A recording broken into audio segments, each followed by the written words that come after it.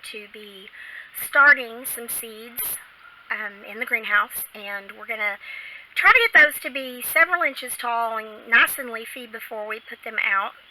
This is the end of January, and so I have at least a good month in the greenhouse before I have to go plant them out in the yard. And I could keep them in here a little bit longer if I needed to.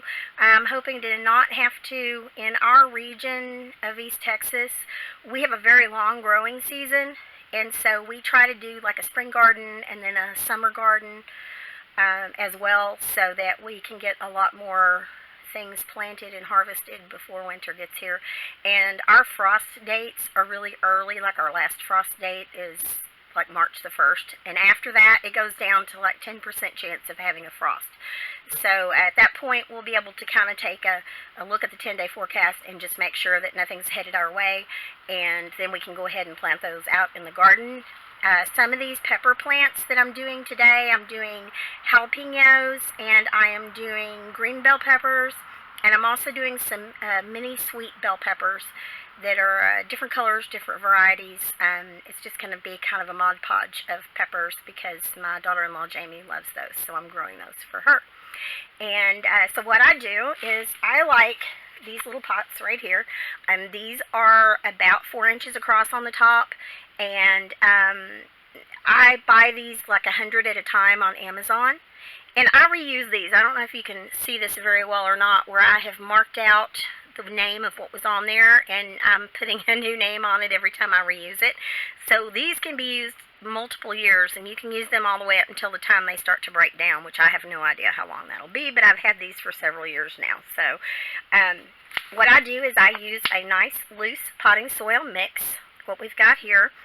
This has the perlite and all that good stuff in it, and so it holds the moisture very well. I tried one time using just dirt out of the yard to start some plants, and it got so hard that it was like the plant was trying to grow in concrete. So I definitely get my plants established in this soft potting soil first. You don't have to pay an arm and a leg for this potting soil. I think it's about $3 a bag.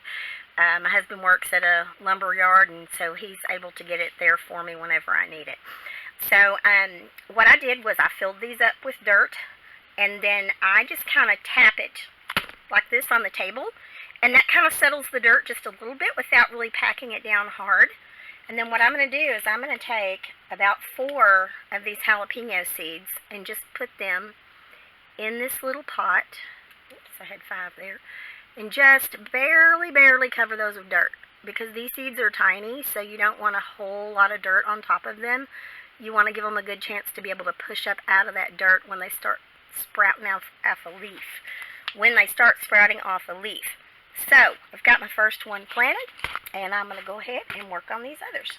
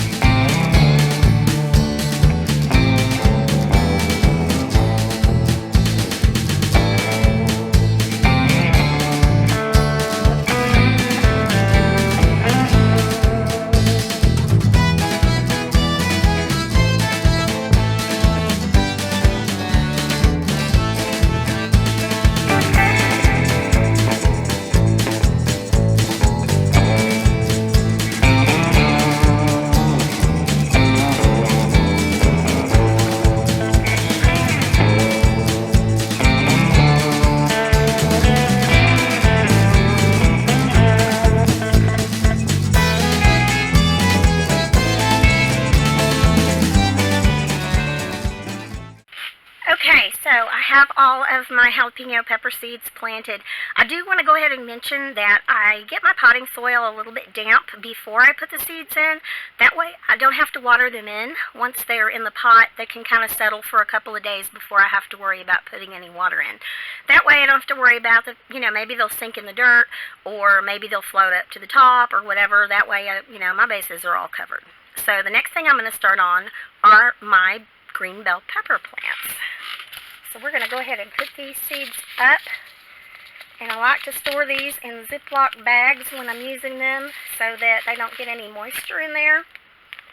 but from one season to another, I would definitely recommend something a little more airtight than this. And because I want to know what peppers I planted, I'm going to put this over here with these so that I can keep track of which type of pepper I've planted over there.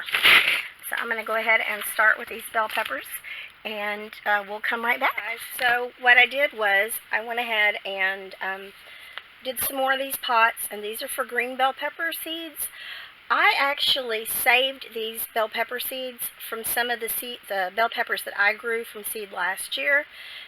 So I know these are probably viable seeds, but this is kind of an experiment because that was my first year to actually save seeds.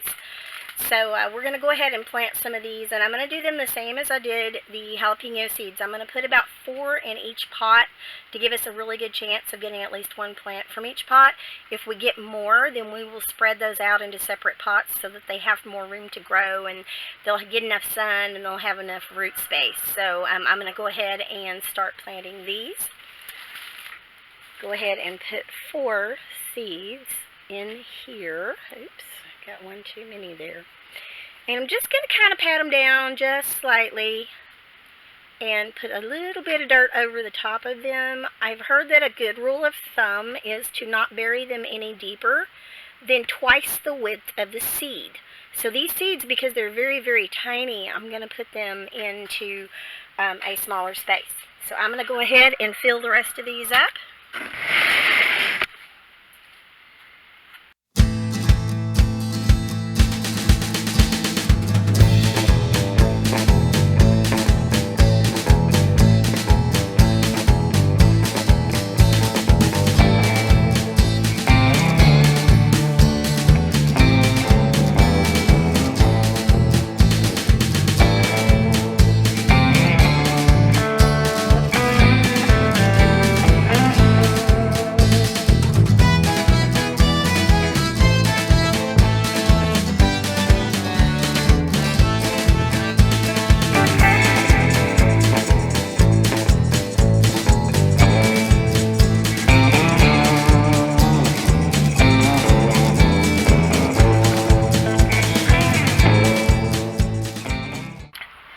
Okay guys, so I have all of my pepper seeds in the pots.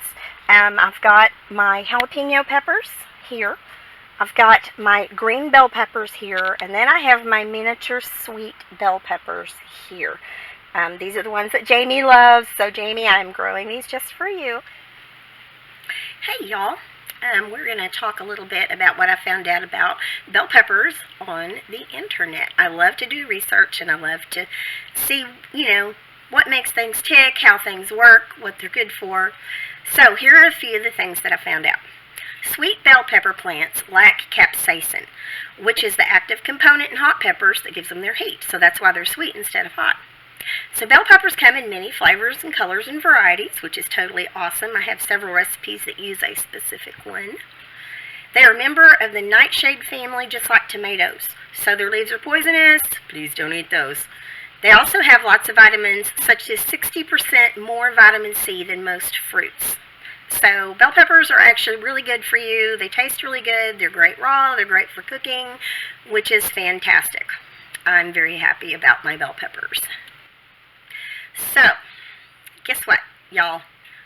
We are going to have our very first nerdy word of the day. No, I did not say dirty word. I said nerdy word. Today's word is germination, and I want to talk about that because that's what we're trying to do with our seeds, is get them to germinate. Now, I love to plant things from seeds. I don't know why. I guess it's just because the reward seems like you've accomplished so much more, but I absolutely love planting things from seed. So, but you guys may decide to start using the starter plants instead, and if you do, that's okay, especially in the beginning. Once you get comfortable with growing, you're going to want to start some things from seed. Okay, so eventually you may want to actually start collecting your own seeds from plants that you grow so that you can become sustainable without any outside help. Hey, save your own seeds. Don't have to put an order in for seeds or don't have to go to the feed store to get seeds. Save your own. And that is a whole different thing that we will talk about some more later on, but it's definitely something that is doable. If you do start planting from seeds, you're going to want to understand what germination is. Think of your seed as a little embryo. In the process of seed germination, water is absorbed by the embryo, which results in rehydration of the plant cells, and then they expand. Now, this is another, you get a bonus nerdy word today. It's imbibation. Bonus nerdy word. It simply means that the seeds start to absorb the water. Now, shortly after they start taking in the water, different metabolic processes start taking place that were dormant during the dormancy period. So all of that starts back up. It's basically a new cycle of life. Now, this causes structural changes in the cells, and the embryo begins to expand and multiply into a baby plant, which I think is cool. So hopefully this helps with the mystery of germination. Hey everybody, I'm going to show you guys what I do with a lot of our peppers. There's a lot of things you can do. You can pickle them, you can can them, you can make cowboy candy out of them. What I'm going to do today is show you how to dehydrate them and some of the things that I use them for dehydrated. And I'm even going to show you how to make a special spice just out of your peppers using the powdered dried peppers. So here we go. So today my chore was to dehydrate green bell peppers because I'm completely out of my dehydrated ones. However, my son Chris made a dish last night that used all the different colors of bell peppers. So he gave me the rest of his peppers that he didn't use so I could go ahead and dehydrate those. And I've got the orange ones here, I've got yellow, I've got red, and I've got green. And I will tell you that when you dehydrate these, they still come out looking as pretty as they did before that. These are some dehydrated orange and yellow ones, and I just keep these in little mason jars on the back of my stove, and those are just beautiful. So what I'm going to do is I'm going to prep my peppers first. I'm going to cut those. I'm going to save the seeds out, and then I'm going to slice them on a slicer. You can use a food processor to slice these if you want to. I just don't. I have this, and I love this slicer. I got it on Amazon for about $30, and I'm going to slice them on these, and then I'm going to put them on a plate so that we can put them on the dehydrator. So I'm going to go ahead and show you how I prep and slice these. Okay, so the first thing that I'm going to do with these peppers is I'm going to cut off this top part where the stem is, and I'm just going to take this little knife, and I'm going to go all the way around until I get that cut, and then I'm just going to grab a hold of that and pull it out. Okay, that's where most of your seeds are going to be, is right there on the top of this pepper. Now you're going to have some that fall out inside the pepper, and we'll get those here in a minute, and then I'm going to show you how I save these seeds as well. Okay, and I usually like to cut my pepper into about 4 pieces.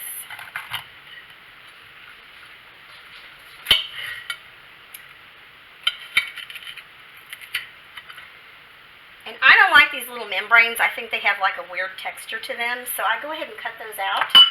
But what I'm doing is I'm saving those for my compost pile so that we don't have anything at all that is going to be wasted on this bell pepper. All of that will go back into compost in the garden to help provide some nourishment for some other peppers that will be growing.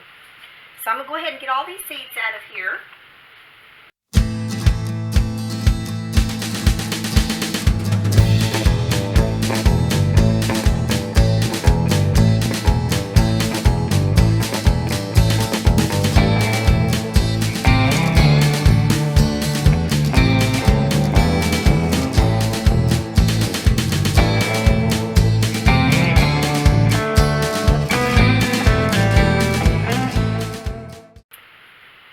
Okay, so now I have all of my pieces of my pepper prepped. Move this over here.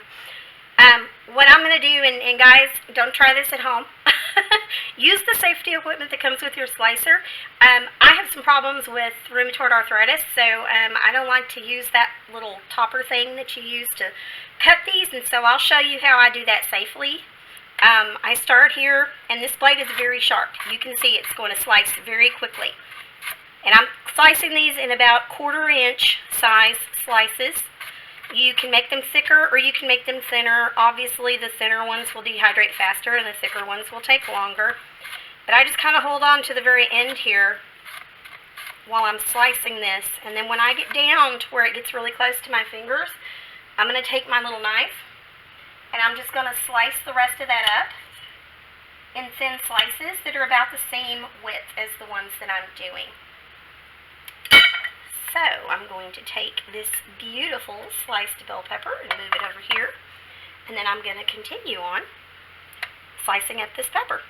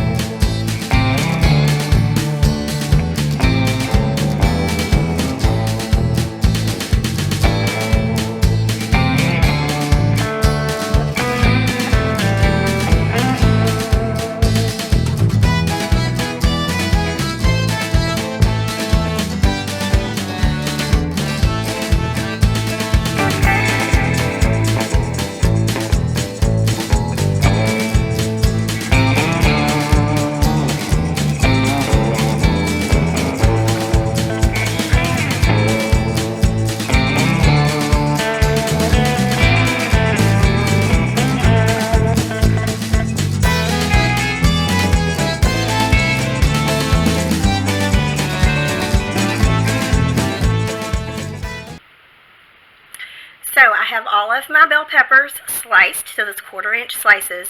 And the next thing I'm going to do is show you how to put them on the trays so that we can dehydrate them. The trays that go in my dehydrator are pretty big. They are 15 by 15 inches, and my dehydrator can actually hold 10 of these trays. So I can do quite a big batch. Mine is a Magic Mill dehydrator. I'll show it to you guys here in a minute. Now it comes with these metal trays just like this, and to me these holes are too big to put the bell peppers on. So you also get these trays that are made for things with smaller pieces so that they don't fall through as easily. So I'm going to go ahead and put my bell peppers on one of these trays. And I'll just start by putting a big pile on here, and then I just start spreading them out. I want to get on as much on a tray as I can so that I can dehydrate the most amount of food I can at one time while I'm running the electricity on it. But it just takes a little while of working it through and trying to make sure everything is pretty much in a single row. It doesn't have to be perfect. However, you don't want a big blob piled up because that will take a whole lot longer for it to dehydrate. So I just keep spreading these out and spreading these out, and then when I end up with a few empty spaces, I'll come in and kind of fill those in with a few more pieces just to make sure I have as much as I can on here. And when I first started this, my little green pepper strips were all lined up in little rows, and they looked all cute and pretty, and boy did they dehydrate up pretty. But I have learned over some time of doing this that it's a whole lot quicker when you're very busy with a lot of things like I am to just kind of dump them on here and just make sure that they're spread apart pretty good. The big deal is you don't want a big massive pile in one spot because you want the warm air to be able to circulate around these little pieces here, and that is what dehydrates them a lot faster. Okay, so I think I have most of my little piles spread out here. I am going to go ahead and put these in the dehydrator, and I will start filling up the next tray.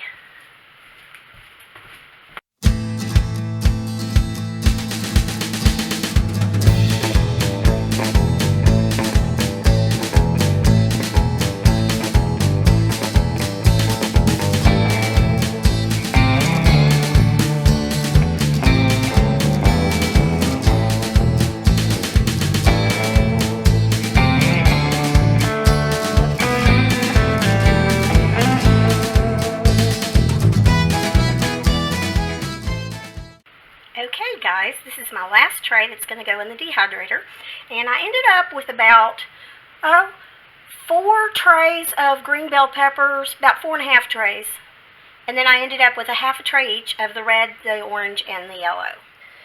Okay, so these are all the seeds and stems that I ended up with on the bell peppers. As you can see, I did a whole lot more green bell peppers. Typically, we eat more of those and use more of those in our cooking.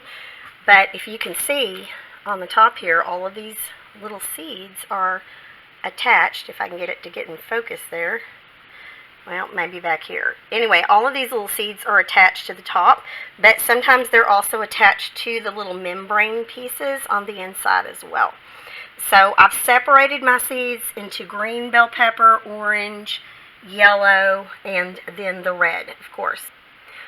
On another upcoming video, I'm going to show you guys how to save these seeds so that you will never have to buy your bell pepper seeds again. So stick with me. Okay guys, this is my food dehydrator. This one is a Magic Mill, and it's pretty good size. As you can see, it's about 18 inches by 18 inches total, and it's about 24 inches tall. And as you can see the trays in here lined up. There's all of my bell peppers. I'm also germinating some seeds down here, and I will show you guys that in another video because it's a really cool way to get a head start on your garden. On this particular model, I have an on-off button right here, then a temperature time button. So right now, that's how much time is left on it from being set, and I can hit this button to change it to temperature, which you see it's on 95 degrees. That's the temperature I have to have it on in order to do the seeds. So if I want to change this time, I'm going to go over here to the plus sign. I'm going to push that, and it's going to add 30 minutes on each time I push that button. Now I'm just going to hold it down and put it all the way up to 24 hours because I know that's how long I'm going to need for it to run.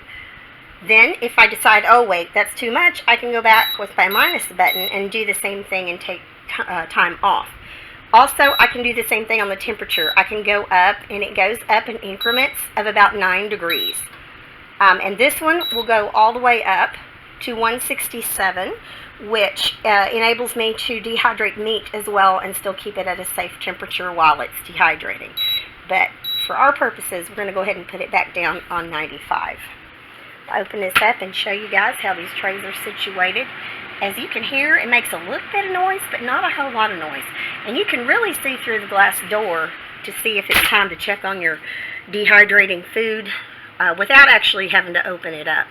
So once I've got all the trays loaded in there, I try to keep that door shut as much as possible because that way it keeps that warm air in there as well. So I promised to tell you guys about a spice or a seasoning that you can make with your dehydrated bell peppers.